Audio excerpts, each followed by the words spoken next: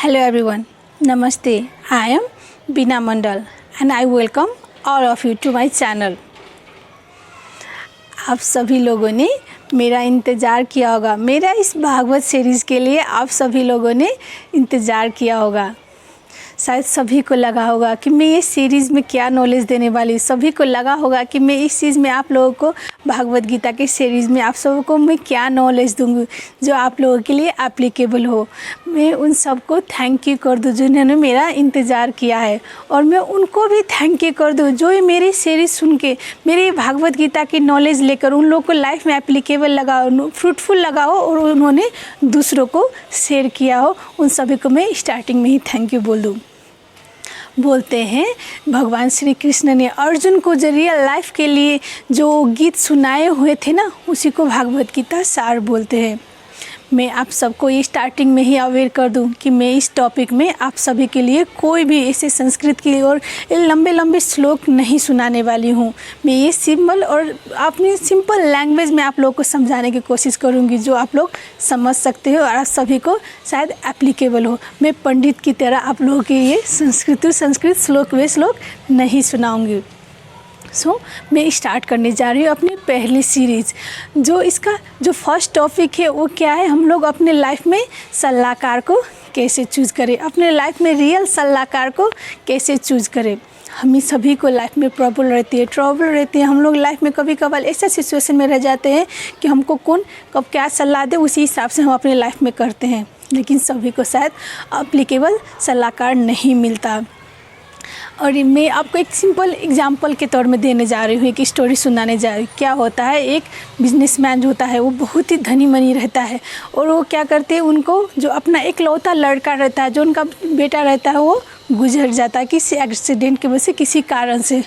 वो बहुत ही दुखित रहता है और उसको हमेशा यही प्रॉब्लम सताती रहती है कि अब लाइफ में क्या करूँ, मेरा जो ज़िंदगी का जीने का उद्देश्य था ना, वो मेरा बेटा आज मेरे पास नहीं है। वो बहुत ही उस चिंता में उसके खाए जा रहती है। तो वो क्या करते, किसी ने उसको सुनाते हैं कि उस जगह पे जाइए, एक ज्ञानी पुरुष है, एक बाबा है जो आपको अच्छी सलाह देंगे, आपको लाइफ को अच्छी जगह पे आप कैसे ले जाए वो उनको सलाह देते हैं। उन्होंने भी वैसा ही करते, एक बाबा की कुटी में जाते हैं, वहाँ पर उनको अपनी सारे व्यथा सुनाते कि मेरे पास ये हो गया, अब मैं क्या करूँ अपनी लाइफ में। ऐसा ही सुनाता रहता है, सब कुछ सुनते हैं और उसी में वो बाबा, वो गुरुजी उनको सलाह देते हैं।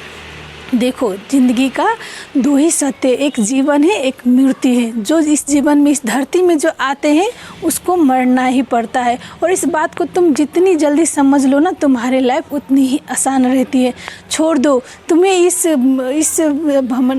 बात से तुम्हें आगे बढ़ना होगा, तुम्हें इस चीज़ को लेकर आगे बढ़ना होगा कि जो हुआ उसे तुम्हें अब भूलना होगा और अपनी लाइफ में आगे बढ़ना होगा।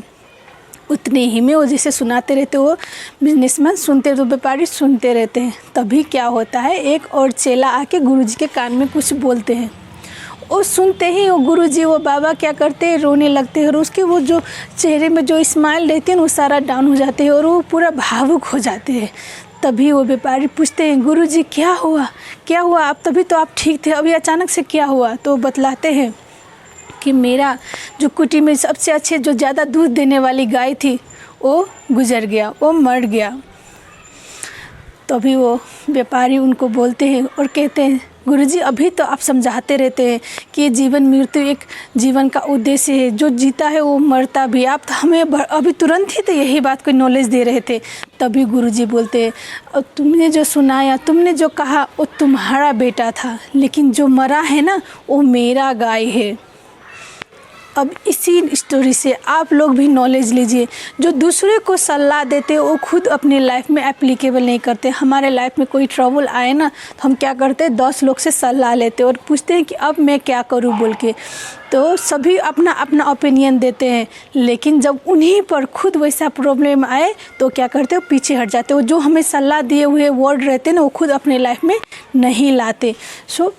मैं आप सबको बता दूं कि लाइफ में ऐसा सलाहकार खोजिए, ऐसा सलाहकार को अपने लाइफ में यूज़ करिए जो आपको कुछ अच्छी सलाह दे, जो आपके लाइफ में एप्लीकेबल हो। ना कि वो गुरु जैसे जो बोलते हैं कि तुम्हारा लाइफ तुम्हारा है लेकिन मेरा लाइफ मेरा है।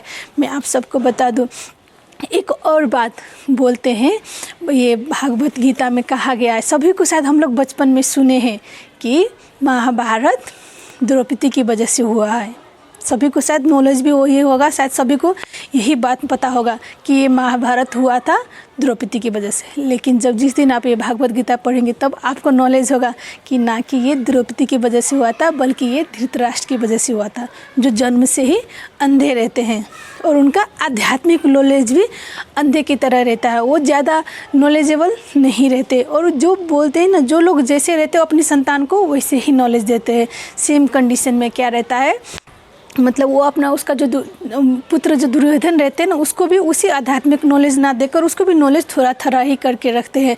और ये महाभारत की, ये हम लोग गीता में पढ़ेंगे, महाभारत के पूरा रीजन ने धृतराष्ट्र की वजह से हुआ रहता है।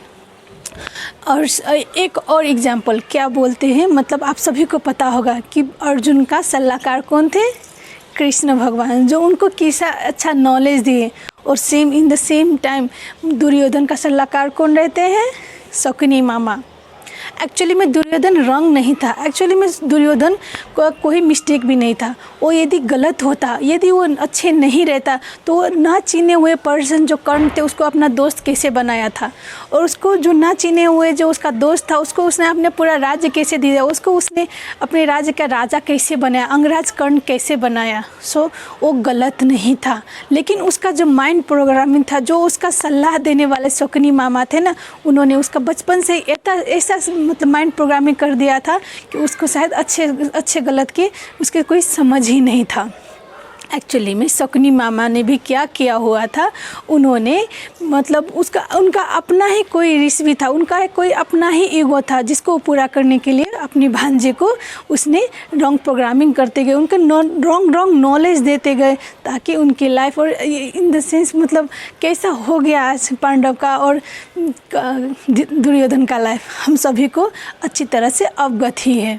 सो मैं इसी टॉपिक में, इसी आज अपनी फर्स्ट सीरीज़ में आप सभी को बता दूं कि आप अपनी लाइफ में कोई अच्छे काम करिए, कोई अच्छे सलाहकार ढूंढिए जो आपके लाइफ में मतलब अच्छी सी नॉलेज दे, आपकी लाइफ को ऊंचाई पर ले जाए। कृष्ण जी हमारे एग्जाम्पल है, उनको आप सभी लोगों ने देखा ही होगा। वो क्या करते थे, मतलब खेलते थे सारे के साथ, रहते थे सारे के साथ, लेकिन जब उनको कुछ करना होता ना, वो खुद के लिए करते थे, खुद करते थे। ऐसा ही मैं आप सभी को बोल, लीजिए सभी का सजेशन, लीजिए सभी का राय, लेकिन लाइफ में जब कुछ अपना लिए करना पड़े ना, खुद ही करिए, अपने आप से सोचिए, सुनिए सबका और करिए सिर्फ खुद का। और लाइफ में आप जितनी जल्दी ये बात को समझ जाए कि हमें किसे टीचर चाहिए, हमारे सलाहकार हमारे लाइफ में कैसा होना चाहिए, आपकी लाइफ और मज़ेदार और अच्छे होते जाएंगे। Thank you.